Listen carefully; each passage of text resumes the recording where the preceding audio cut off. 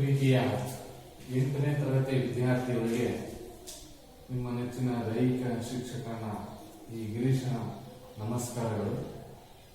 ವಿದ್ಯಾರ್ಥಿಗಳೇ, ನಿನ್ನೆ ನಾವು ಈ ಮೇಲಾಟಗಳು ಅಂದರೆ ಅಥ್ಲೆಟಿಕ್ಸ್ ಬಗ್ಗೆ ವಿಷಯವನ್ನ ಚರ್ಚಿಸ್ತಾ ಇದ್ದೀವಿ.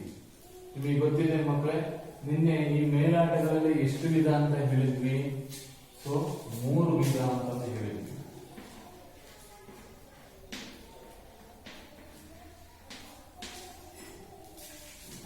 ಮೇಲಾಟಗಳು ಅಂತಂದ್ರೆ ಅಥ್ಲೆಟಿಕ್ಸ್, ಗುಂಪು ಆಟಗಳನ್ನು ಹೊರತುಪಡಿಸಿ ಇಂಡಿವಿಜುವಲ್ ಆಗಿ ಪರ್ಫಾರ್ಮೆನ್ಸ್ ಮಾಡ್ತಕ್ಕಂತಹ ಕ್ರೀಡೆಗಳನ್ನ ನಾವು ಮೇಲಾಟಗಳು ಅಂತ ಕರಿತೀವಿ. ಅಂದ್ರೆ ಇಲ್ಲಿ ಟ್ರ್ಯಾಕ್ ಅಂಡ್ ಫೀಲ್ಡ್ ಅಂದ್ರೆ ಮೈದಾನದ ಆಟಗಳಲ್ಲದೆ ಓಣಿಗಳಲ್ಲಿ ಆಡ್ತಕ್ಕಂತಹ ಆಟಗಳನ್ನ, ಅಂದ್ರೆ ಟ್ರ್ಯಾಕ್ ಅಲ್ಲಿ ಇರ್ತಕ್ಕಂತಹ ಕ್ರೀಡಾಕೂಟವನ್ನ ನಾವು ಮೇಲಾಟ ಅಂತ ಕರಿತೀವಿ. ಈ ಮೇಲಾಟಗಳಲ್ಲಿ 3 ವಿಧ. ಸೊ ಒಂದು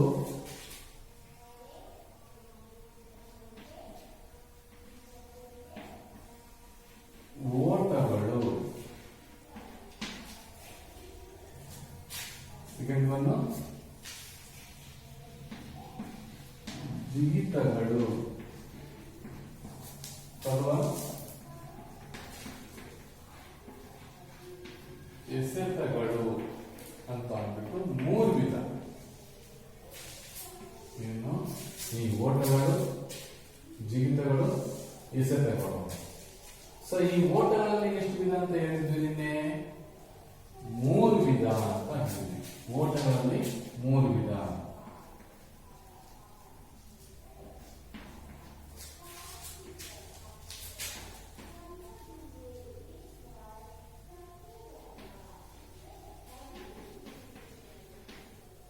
ಸೊ ಒಂದು ವೇಗದ ಓಟ, ವೇಗದ ಓಟಗಳು.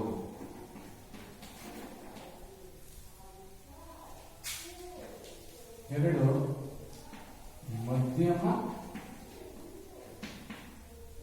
ದೂರದ ಓಟಗಳು. ನಂತರ 3 ದೂರದ ಓಟಗಳು.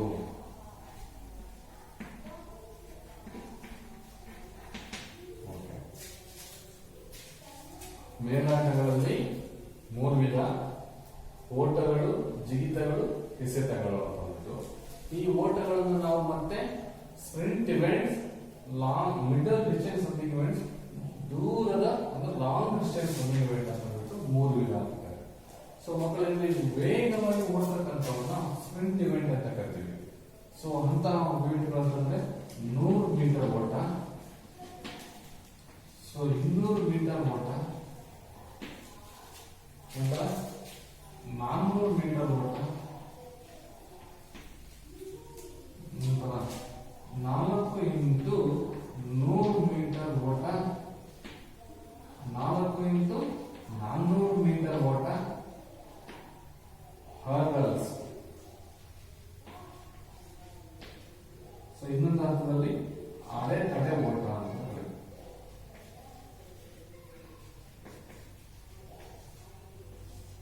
ಹರ್ಡಲ್ಸ್ ಇವು ಅತ್ಯಂತ ಸ್ಪ್ರಿಂಟ್ ಇವೆಂಟ್, ವೇಗವಾಗಿ ಓಡ್ತಕ್ಕಂತ ಓಟಗಳನ್ನ ವೇಗದ ಓಟ ಅಂತ ಕರಿತೀವಿ. ಇಲ್ಲಿ ಯಾವುದಕ್ಕೆ ಅಂತಂದ್ರೆ ಪ್ರತಿಯೊಬ್ಬ ಕ್ರೀಡಾಪಟುವಿನಲ್ಲಿ ಒಳ್ಳೆ ಸ್ಪ್ರಿಂಟ್ ಬೇಕು, ಸ್ಪ್ರಿಂಟ್ ಇವೆಂಟ್ ಆಗಬೇಕು. ನೆಕ್ಸ್ಟ್ ಮಧ್ಯಮ ದೂರದ ಓಟಗಳು. ಈಗ ಸಿಲೆಬಸ್ ಅಲ್ಲಿ ಇರದೆ ನಿಮ್ಮ 8ನೇ ತರಗತಿಗೆ ಮಧ್ಯಮ ಮತ್ತು ದೂರದ ಓಟಗಳು. ಸೊ ಈ ಮಧ್ಯಮ ಓಟಗಳು ಅಂತಂದ್ರೆ 800 ಮೀಟರ್ ಓಟ, 1500 ಮೀಟರ್ ಓಟ, 3000 ಮೀಟರ್ ಓಟ. ಈ 3 ಮಧ್ಯಮ ದೂರದ ಓಟಗಳು. ಆನಂತರ ದೂರದ ಓಟ, ಲಾಂಗ್ ಡಿಸ್ಟೆನ್ಸ್ ರನ್ನಿಂಗ್ ಇವೆಂಟ್ ಮಕ್ಕಳೇ. ಸೊ 5000 ಮೀಟರ್ ಓಟ, 10,000 ಮೀಟರ್ ಓಟ, ಅರ್ಧ ಮ್ಯಾರಥಾನ್, ನಂತರ ಮ್ಯಾರಥಾನ್.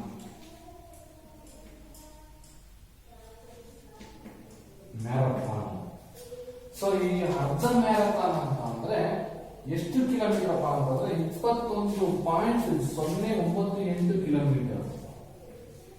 21.098 ಕಿಲೋಮೀಟರ್ ದೂರ ಇರ್ತಕ್ಕಂಥ ಒಂದು ಓಟವನ್ನು ಮ್ಯಾರಥಾನ್, ಅರ್ಧ ಮ್ಯಾರಥಾನ್ ಅಂತ ಕರಿತೀವಿ.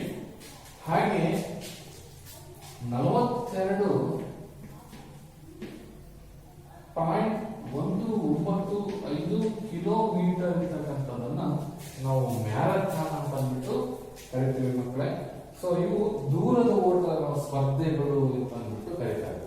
ಮಧ್ಯಮ ದೂರದ ಓಟಗಳು ಅಂತಂದ್ರೆ 800 ಮೀಟರ್, 1500 ಮೀಟರ್, 3000 ಮೀಟರ್ ಓಟದ ಒಂದು ಸ್ಪರ್ಧೆಗಳನ್ನ ದೂರದ ಓಟಗಳೆಂದು ಕರೀತಾರೆ. ಹಾಗೆ ಮಧ್ಯಮ ದೂರದ ಓಟಗಳನ್ನು ಕರೀತಾರೆ. ಹಾಗೆ ದೂರದ ಓಟಗಳು ಅಂತ ಅಂದ್ರೆ 5000 ಮೀಟರ್ ಓಟ, 10,000 ಮೀಟರ್ ಓಟ, ಅರ್ಧ ಮ್ಯಾರಥಾನ್, ಮ್ಯಾರಥಾನ್ ಹಾಗೂ ಗುಡ್ಡಗಾಡು ಓಟ ಅಥವಾ ಕ್ರಾಸ್ ಕಂಟ್ರಿ.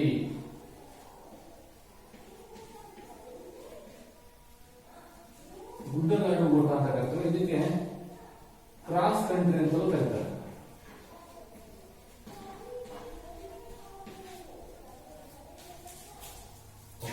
ಇದು ಓಟಗಳು ಬರ್ತಕ್ಕಂಥ ವಿಧಗಳು ಮಕ್ಕಳೇ. ನಂತರ ಜಿಗಿತಗಳಲ್ಲಿ ಒಂದು ಜಸ್ಟ್ ವಿಷಯ ತಿಳ್ಕೊಳ್ಳಿ, ಮುಂದೆ ಬರ್ತದೆ ಜಿಗಿತ ಮತ್ತು ಎಸೆತಗಳು. ಈ ಜಿಗಿತಗಳಲ್ಲಿ 4 ವಿಧ. ಜಿಗಿತಗಳಲ್ಲಿ ಎಷ್ಟು ವಿಧ? 4 ವಿಧ. ಒಂದು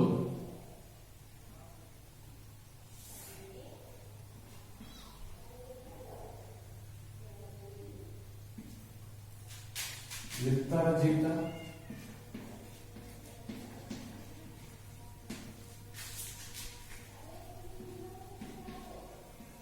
ಉದ್ದ ಜಿಗಿತ,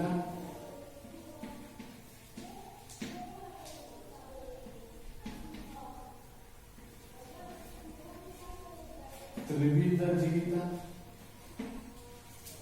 4 ಕೋಲು ನೆಗೆತ ಅಥವಾ ಕೋಲವಾಟ ಅಂತ ಹೇಳ್ತಾರೆ. ಕೋಲು ನೆಗೆತ.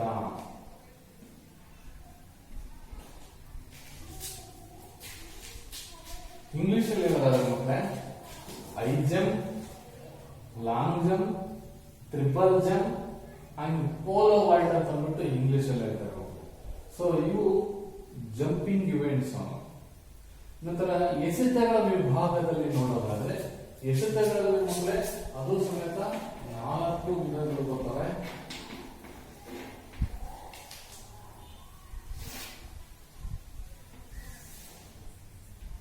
ನಂಬರ್ 1 ಗುಂಡು ಎಸೆತ. ಗುಂಡು ಎಸೆತ ಅಂತಂದ್ರೆ ಸ್ಯಾಟ್ ಪುಟ್.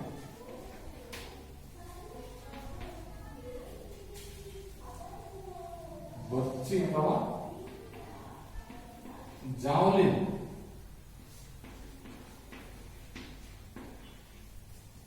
ಜಾವ್ಲಿನ್ ಥ್ರೋ, ಬರ್ಚಿ ಎಸೆತ. ನೆಕ್ಸ್ಟ್ ತಟ್ಟೆ ಎಸೆತ. ಸೊ ಡಿಸ್ಕಸ್ ಅಂದ್ರೆ ಚಕ್ರ ಎಸೆತ ಅಂತ.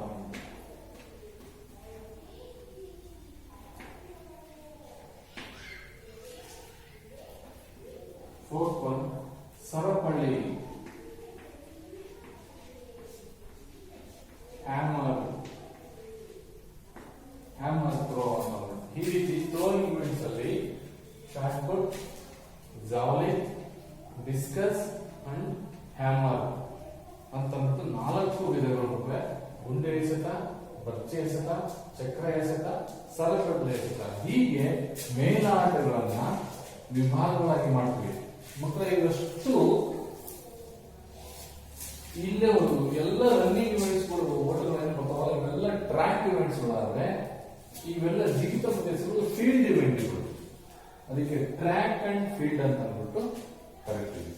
ಸೊ ಮಕ್ಕಳು ಈಗ ನಾವು ಈ ಒಂದು ಅಧ್ಯಾಯದಲ್ಲಿ ಈ 2 ವಿಚಾರಗಳನ್ನು ತಿಳ್ಕೊಂತೀವಿ. ಯಾವ್ಯಾವು? ಮಧ್ಯಮ ಮತ್ತು ದೂರದ ಓಟಗಳು. ಮೊದಲನೇದಾಗಿ ಮಧ್ಯಮ ಓಟಗಳನ್ನು ನೋಡೋಣ. ಇದರ ಪ್ರಾರಂಭ ಹೇಗಾಗುತ್ತಪ್ಪ ಅಂತಂದ್ರೆ ನಿಮಗೆಲ್ಲ ಗೊತ್ತಿದೆ. ಇದರಲ್ಲಿ ಪ್ರಾರಂಭ ನಿನ್ನೆ ನಾನು ಟ್ರ್ಯಾಕ್ ಹಾಕಿದಾಗ ತೋರಿಸಿದೆ. ಸ್ಟಾರ್ಟಿಂಗ್ ಪಾಯಿಂಟ್ ಬೇರೆ, ಎಂಡಿಂಗ್ ಪಾಯಿಂಟ್ ಬೇರೆ. ಸ್ಟಾರ್ಟಿಂಗ್ ಪಾಯಿಂಟ್ ಅಲ್ಲಿ ಪ್ರಾರಂಭಕನು ಇರ್ತಕ್ಕಂಥದ್ದಾಗಲಿ ಅಥವಾ ಯಾವ ರೀತಿ ಸೆಟ್ ಮಾಡೋದಾಗಲಿ ಆನ್ ಯುವರ್ ಮಾರ್ಕ್ ಆಗಲಿ ಅದೆಲ್ಲವೂ ಸಮೇತ ಇಲ್ಲಿ ಬರ್ತದೆ. ಹೀಗೆ ಹೇಳ್ತೀನಿ. ಓಕೆ, ಸಾಮಾನ್ಯವಾಗಿ ಮಧ್ಯಮ ಮತ್ತು ದೂರದ ಓಟಗಳನ್ನ ಎಲ್ಲಾ ಸ್ಪರ್ಧೆಗಳನ್ನ ಇಲ್ಲಿ ಗುಂಪುಗಳಲ್ಲಿ ಓಡಿಸ್ತಾರೆ, ಗ್ರೂಪ್ ಇವೆಂಟ್. ಯಾಕಪ್ಪ ಅಂತಂದ್ರೆ ಈ ಟ್ರ್ಯಾಕ್ ಇವೆಂಟ್ ಅಲ್ಲಿ ಒಬ್ಬೊಬ್ಬ ಓಟಗಾರ ಒಂದೊಂದು ಓಣಿಯಲ್ಲಿ ಓಡಬೇಕಾಗುತ್ತೆ. ಅವರ ಒಂದು ಸಾಧನೆ, ಒಂದು ಪರ್ಫಾರ್ಮೆನ್ಸ್ ಅನ್ನ, ಒಂದು ದಾಖಲೆಯನ್ನು ಇಡಬೇಕಾಗುತ್ತೆ. ಆದ್ರೆ ಇಲ್ಲಿ ಅವರು ಓಣಿಯಲ್ಲಿ ಓಡೋದಲ್ಲ, ಅದು ಟ್ರ್ಯಾಕ್ ಅಲ್ಲಿ ಒಂದು ಸಾರಿ ಕಾಮನ್ ಸ್ಟ್ಯಾಗರ್ ಮುಖಾಂತರ ಆರಂಭ ಆಗ್ತಕ್ಕಂಥದ್ದನ್ನ ನಾವು ಗುಂಪಿನಲ್ಲಿ ಓಡಿಸುತ್ತಾರೆ. ಇದು ಸ್ಪರ್ಧೆಗೆ ಟ್ರ್ಯಾಕ್ ನಲ್ಲಿ ವಕ್ರಗೆರೆಯನ್ನ ಅಂದ್ರೆ ಕಾಮನ್ ಸ್ಟ್ಯಾಗರ್ ಅನ್ನ ಹಾಕಿರ್ತಾರೆ, ಅದಕ್ಕೆ ವಕ್ರಗೆರೆ ಅಂತ ಕರೀತಾರೆ ಅಥವಾ ಡಯಾಗ್ನಲ್ ಆಕ್ಸಿಸ್ ಎನ್ನುತ್ತಾರೆ. ಡಯಾಗ್ನಲ್ ಆಕ್ಸಿಸ್ ಅಂತಲೂ, ಉಳಿದ ಕಡೆ ನೇರ ಗೆರೆಗಳನ್ನು ಹಾಕಿರ್ತಾರೆ. ಕರುನಲ್ಲಿ ಮಾತ್ರ ಡಯಾಗ್ನಲ್ ಆಕ್ಸಿಸ್ ಬರುತ್ತೆ, ಉಳಿದ ಕಡೆ ಸ್ಟ್ರೈಟ್ ಹಾಗೆ ಲೈನ್ ಇರ್ತಾವೆ. ಕರುಸ್ ಮಾತ್ರ ಡಯಾಗ್ನಲ್ ಆಕ್ಸಿಸ್ ಅನ್ನ ಹಾಕಿರ್ತಾರೆ.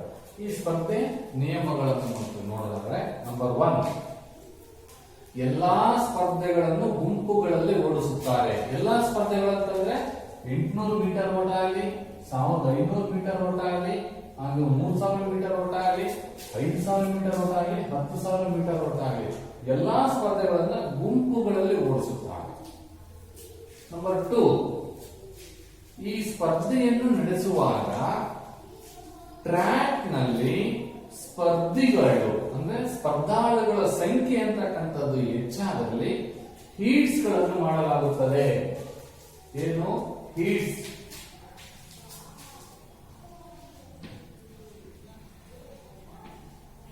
ಹೀಟ್ಸ್ ಅಂತಂದ್ರೆ ಬೇರೆ ಏನಿಲ್ಲ, ಬ್ಯಾಚ್ ಅಂತ ಅಂದ್ಬಿಟ್ಟು ಒಂದೊಂದು ಬ್ಯಾಚ್. ಈಗ 8 ಲೈನ್ ಇರ್ತವೆ, 6 ಲೈನ್ ಓಣಿಗಳು ಇರ್ತವೆ, 8 ಓಣಿ ಇರ್ತವೆ. ಸೊ 8ಕ್ಕಿಂತ ಹೆಚ್ಚಿದ್ದಂತ ಸಂದರ್ಭದಲ್ಲಿ ಸ್ಪರ್ಧಾಳುಗಳು ಅವು ಬ್ಯಾಚ್ ಗಳನ್ನು ಮಾಡಬೇಕಾಗುತ್ತೆ. ಅಂದ್ರೆ ಪ್ರತಿ ಈಡ್ಸ್ ದಿಂದ ಆಯ್ಕೆಯಾದಂತಹ ಸ್ಪರ್ಧೆಗಳನ್ನು ಅಂತಿಮ ಸ್ಪರ್ಧೆಗೆ ಓಡಿಸಲು ಅರ್ಹಗೊಳಿಸಲಾಗುತ್ತದೆ. ಸೊ ಏನ್ ಬ್ಯಾಚ್ ಮಾಡಿರ್ತಾವಲ್ಲ, ಆ ಬ್ಯಾಚ್ ಅಲ್ಲಿ ಯಾರು ಫಸ್ಟ್ ಅಂಡ್ ಸೆಕೆಂಡ್ ಆಗಿರ್ಬೋದು ಅಥವಾ ಥರ್ಡ್ ಪ್ಲೇಸ್ ಆಗಿರ್ಬೋದು, ಹಂಗೆ ಬ್ಯಾಚ್ ಗಳನ್ನ ಮಾಡಿ ಆ ಬ್ಯಾಚ್ ಅಲ್ಲಿ ಫಸ್ಟ್ ಸೆಕೆಂಡ್ ಬಂದಿರತಕ್ಕಂಥ ಮಾತ್ರ ನಾವು ಪರಿಗಣನೆ ಕಳಿಸ್ತೀವಿ.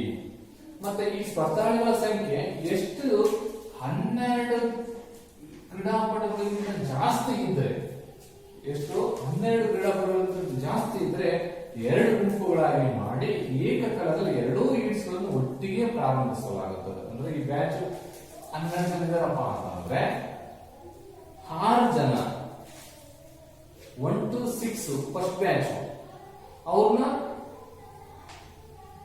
ಸ್ಟಾರ್ಟರ್ ಇರ್ತಾರೆ, ಲೈನ್ ಇವ್ರು ಇರ್ತಾರೆ, ಏನು ಸ್ಟಾರ್ಟರ್ ಜೊತೆಗೆ ನೋಡ್ತಕ್ಕಂಥ ಲೈನ್ ಅನ್ನ ಕರೆಕ್ಟ್ ಆಗಿ ಸಿಟ್ಟಿಂಗ್ ಪೊಸಿಷನ್ ಅಥವಾ ಸ್ಟಾರ್ಟಿಂಗ್ ಪೊಸಿಷನ್ ನಿಂತಿರಲಿಲ್ಲ ಅನ್ನೋದಕ್ಕೆ ಮಾರ್ಕರ್ ಚೆಕ್ ಮಾರ್ಕರ್ ಇರ್ತಾರೆ, ಸ್ಟಾರ್ಟರ್ ಇರ್ತಾರೆ, ಮತ್ತೆ ಫಿನಿಶಿಂಗ್ ಜಡ್ಜಸ್ ಇರ್ತಾರೆ. ಆ ಸ್ಟಾರ್ಟರ್, ಫಿನಿಶಿಂಗ್ ಜಡ್ಜಸ್ ಮತ್ತೆ ಸ್ಕೋರ್ ಅಂದ್ರೆ ತೀರ್ಪುಗಾರರು ಏನಿರಲ್ಲ ಅವರೆಲ್ಲ ನೋಡ್ಕೊಂಡ್ಬಿಟ್ಟು 2 ಬ್ಯಾಚ್ ಮಾಡಿ ಫಸ್ಟ್ ಬ್ಯಾಚ್ ನಂತರ ಸೆಕೆಂಡ್ ಬ್ಯಾಚ್ ಕಂಟಿನ್ಯೂಸ್ ಆಗಿ ಪ್ರಾರಂಭಿಸ್ತಾರೆ ಮಕ್ಕಳ.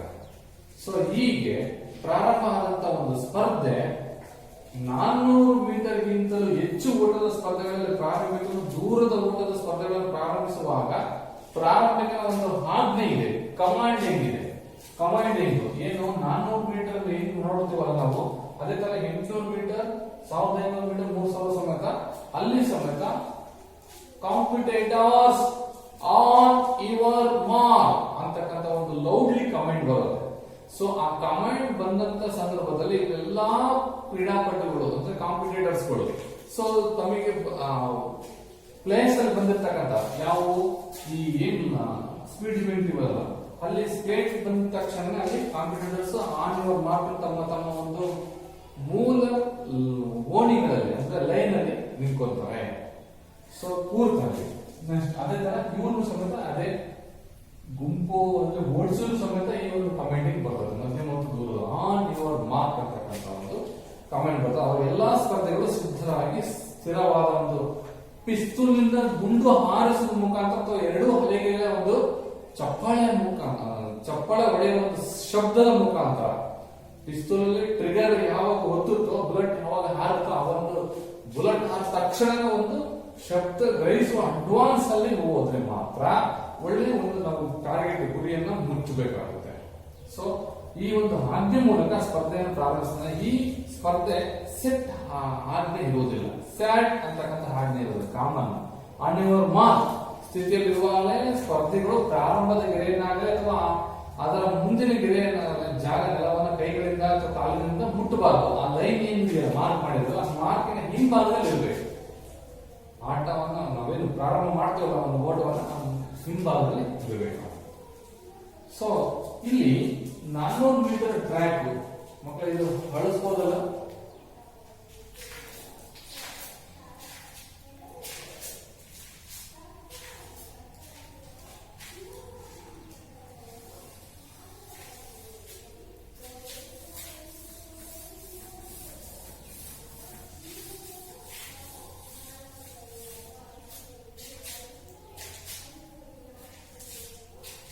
ನಾವು ಚಿಕ್ಕದಾಗಿ ಒಂದು ಟ್ರ್ಯಾಕ್ ಅಂದ್ರೆ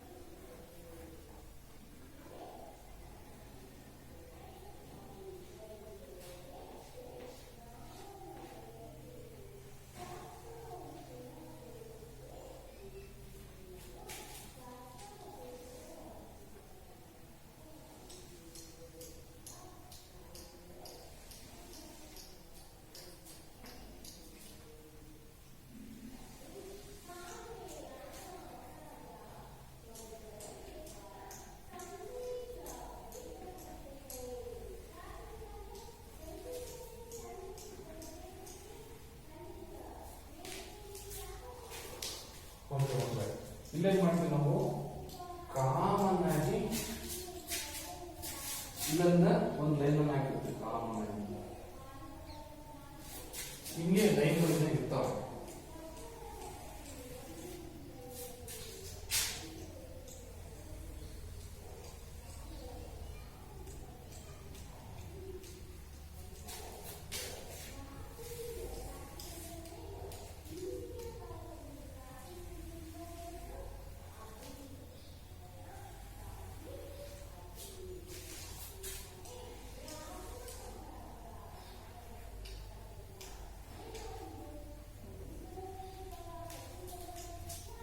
ಇಲ್ಲಿ ಕಾಮನ್ ಆಗಿ ಒಂದು ಲೈನ್ ಅನ್ನು ಹಾಕಿರ್ತೀವಿ ಮಕ್ಕಳೇ. ಇಲ್ಲಿ 400 ಮೀಟರ್ ಸ್ಟಾರ್ಟ್ ಆಗುತ್ತೆ ಅಂದ್ರೆ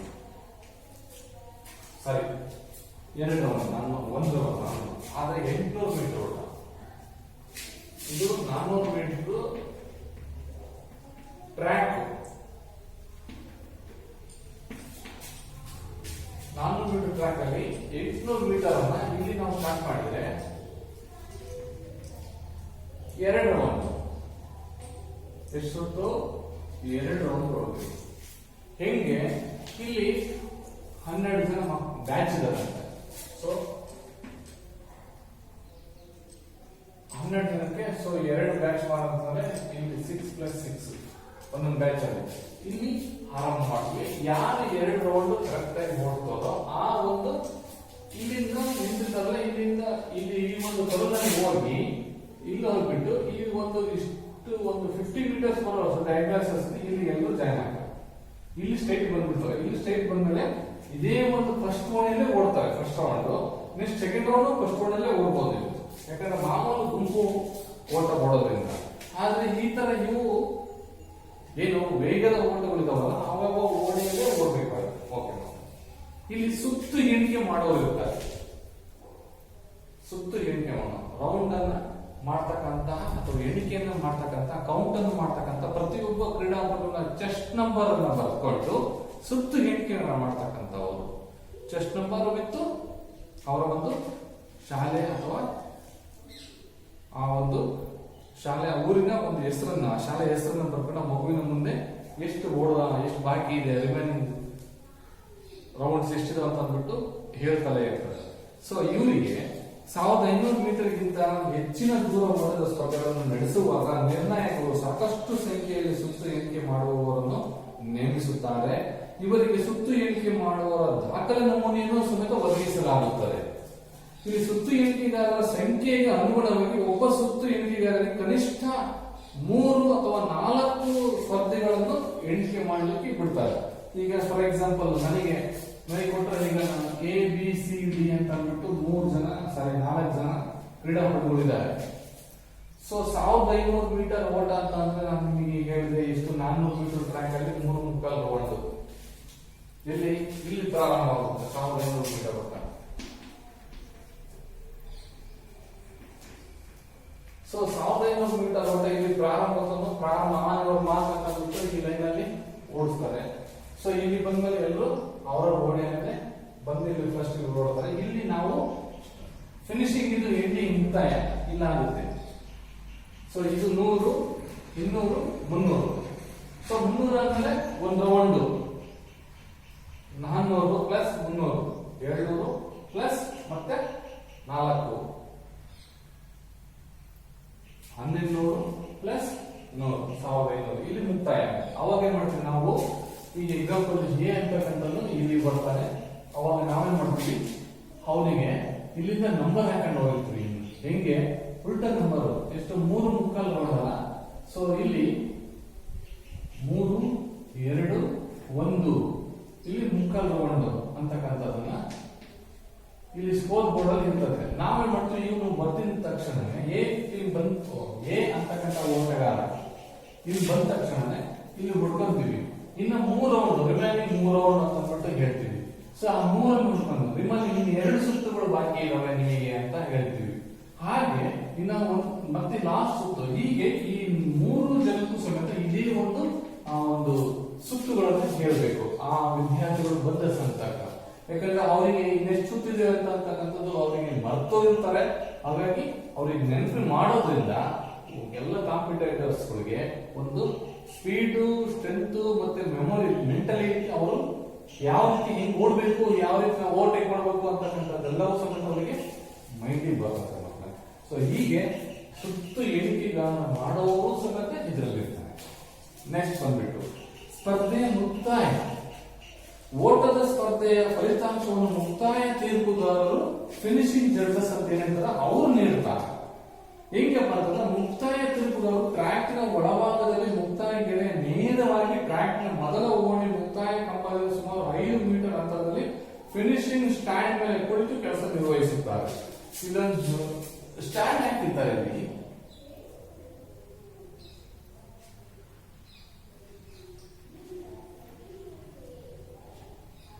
ಇಲ್ಲಿ ಸ್ಟ್ಯಾಂಡ್ ಹಾಕಿರ್ತಾರೆ ಮಕ್ಕಳೇ. ಈ ಸ್ಟ್ಯಾಂಡ್ ಅಲ್ಲಿ ಇಲ್ಲಿ ಫಿನಿಶಿಂಗ್ ಆಗ್ತಕ್ಕಂಥದ್ದೆಲ್ಲ ನಾವು ಈ ಲೈನ್ ಅಲ್ಲಿ ನೋಡ್ಕೊಂಡ್ಬಿಟ್ಟು, ಸೊ ಫಿನಿಶಿಂಗ್ ಹೆಂಗಪ್ಪ ಅಂತಂದ್ರೆ ಯಾವುದೇ ಒಂದು ಓಟಗಾರ so first follow through action ಅವನ ಒಂದು ಲೆಗ್, ನಂತರ ಶೋಲ್ಡರ್ ಮತ್ತೆ ಬಾಡಿ ಮೂವ್ಮೆಂಟ್ ಕರೆಕ್ಟ್ ಆಗಿ ಆಗಿರ್ಬೇಕು. ಅದನ್ನ ಫಿನಿಶಿಂಗ್ ಅಟ್ ಎ ಟೈಮ್ ಎರಡು ಬಂದು ಫಸ್ಟ್ ಕಾಲ್ ನೋಡ್ತಾರೆ, ಆಮೇಲೆ ಬಾಡಿ ನೋಡ್ತಾರೆ. ಸೊ ಅವರ ಒಂದು ಫಾಲೋ ಥ್ರೂ ಆಕ್ಷನ್ ಏನಿದೆಯಲ್ಲ, ಸೊ ಅದ್ರ ಮೇಲೆ ಡಿಸೈಡ್ ಆಗ್ತಕ್ಕಂಥದ್ದನ್ನ ಅಲ್ಲಿ ಈಗೆಲ್ಲ ನಾವು ವಲಯ ತಾಲೂಕು ಮಟ್ಟದಲ್ಲಿ ಈ ಒಂದು ರಿವ್ಯೂ ಇರಲ್ಲ. ಸೊ ಇಂಟರ್ನ್ಯಾಷನಲ್, ನ್ಯಾಷನಲ್ ಲೆವೆಲ್ ಅಲ್ಲಿ, ಸ್ಟೇಟ್ ಲೆವೆಲ್ ಸಮೇತ ಬೇಕಾದ್ರೆ ಕ್ಯಾಮ್ರಾ ಮುಖಾಂತರ ಫಿನಿಶಿಂಗ್ ಅನ್ನ ಅವರ ಒಂದು ಫುಟ್, ಬಾಡಿ ಮತ್ತೆ ಶೋಲ್ಡರ್ ಮುಖಾಂತರ ಜಡ್ಜಸ್ ಅನ್ನ ಮಾಡ್ತಾರೆ.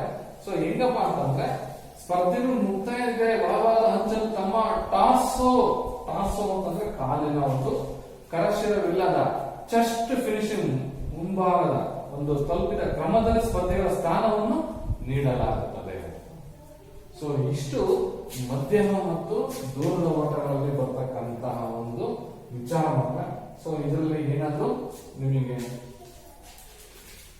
ಡೌಟ್ ಇದ್ರೆ ನಾವು ತಿಳಿಸ್ಬೋದು. ಇಲ್ಲಿ ನಿಮಗೆ ಇಷ್ಟು ಅರ್ಥ ಮಾಡ್ಕೊಳ್ಳಿ ಮಕ್ಕಳೇ. ಮೇಲಾಟಗಳು ಅಂತ ಅಂದ್ರೆ ಅಥ್ಲೆಟಿಕ್ಸ್ ಅಂತ. ಈ ಒಂದು ಮೇಲಾಟದಲ್ಲಿ 3 ವಿಧ, ಒಂದು ಓಟಗಳು, ಜಿಗಿತಗಳು, ಎಸೆತಗಳು. ಈ ಓಟಗಳನ್ನು ನಾವು 3 ವಿಧಗಳಾಗಿ ಮತ್ತೆ ವಿಭಾಗ ಮಾಡ್ತೇವೆ. ಒಂದು ವೇಗದ ಓಟಗಳು ಅಂತ ಅಂದ್ಬಿಟ್ಟು, ಅಂದ್ರೆ ಸ್ಪ್ರಿಂಟ್ ಇವೆಂಟ್ಸ್ ಅಂತ ಅಂದ್ಬಿಟ್ಟು ವೇಗದ ಓಟ, ಮಧ್ಯಮ ದೂರದ ಓಟ, ನಂತರ ದೂರದ ಓಟಗಳನ್ನು. ಈಗ ನಮಗಿರ್ತಕ್ಕಂಥ ಸಿಲೆಬಸ್ ಅಲ್ಲಿ ಮಧ್ಯಮ ಮತ್ತು ದೂರದ ಓಟಗಳು. ಈ ಮಧ್ಯಮ ಮತ್ತು ದೂರದ ಓಟ ಯಾವ್ಯಾವಪ್ಪ ಅಂತಂದ್ರೆ 800 ಮೀಟರ್ ಓಟ, 1500 ಮೀಟರ್ ಓಟ, ಮತ್ತೆ 3000 ಮೀಟರ್ ಓಟ ಅಂತ ಅಂದ್ಬಿಟ್ಟು ಮಧ್ಯಮ ಮತ್ತು ದೂರದ ಓಟಗಳು. ಅದೇ ದೂರದ ಓಟಗಳಲ್ಲಿ 5000 ಮೀಟರ್ ಓಟ, 10,000 ಮೀಟರ್ ಓಟ, ಮತ್ತೆ ಮ್ಯಾರಥಾನ್, ಹಾಫ್ ಮ್ಯಾರಥಾನ್, ಮತ್ತೆ ಗುಡ್ಡಗಾಡು ಅಥವಾ ಕ್ರಾಸ್ ಕಂಟ್ರಿ. ಸೊ ಮ್ಯಾರಥಾನ್ ದೂರ ಎಷ್ಟಪ್ಪ ಅಂತಂದ್ರೆ 42.195 ಕಿಲೋಮೀಟರ್. ಅರ್ಧ ಮ್ಯಾರಥಾನ್ 21.098 ಕಿಲೋಮೀಟರ್ ಅಂತಕ್ಕಂಥ ಒಂದು ದೂರ ಇರೋದ್ರಿಂದ ನಾವು ದೂರದ ಓಟಗಳು ಅಥವಾ ಮಧ್ಯಮ ದೂರದ ಓಟಗಳು ಅಂತ ಅಂದ್ಬಿಟ್ಟು. ಗುಡ್ಡಗಾಡು ಅಂತಂದ್ರೆ ಕ್ರಾಸ್ ಕಂಟ್ರಿ. ಇದು ಸುಮತ ಗುಡ್ಡ, ರೋಡು, ಟಾರು, ಉಬ್ಬು, ತಗ್ಗು ಮೇಲೆ ಓಡ್ತಕ್ಕಂಥ ಒಂದು ಕ್ರಾಸ್ ಕಂಟ್ರಿ ಅಂತ ಅಂದ್ಬಿಟ್ಟು. ಇದು ಯಾರಿಗೆ ಇರ್ತಂದ್ರೆ ಡಿಗ್ರಿ ಕಾಲೇಜಿನ ನಂತರ ಇರ್ತಕ್ಕಂಥ ಒಂದು ಸ್ಪರ್ಧೆ ಇದೆ. ಸೊ ಹೀಗೆ ಮಧ್ಯಮ ಮತ್ತು ದೂರದ ಓಟಗಳ ಬಗ್ಗೆ ತಿಳ್ಕೊಂಡು ಇದರಲ್ಲಿ ಚೆನ್ನಾಗಿ ಹೆಚ್ಚಿನ ವಿಷಯವನ್ನು ಇನ್ನ ನೀವು ಮಾಧ್ಯಮದಲ್ಲಿ ಮತ್ತೆ ನಮಗೆ ವೈಯಕ್ತಿಕ ಕರೆ ಮುಖಾಂತರ ನಮಗೆ ಡೌಟ್ಸ್ ಅನ್ನ ನಾವು ಇತ್ಯರ್ಥ ಮಾಡ್ತೀವಿ ಅಂತ ಹೇಳ್ತಾ ಈ ಒಂದು ತರಗತಿ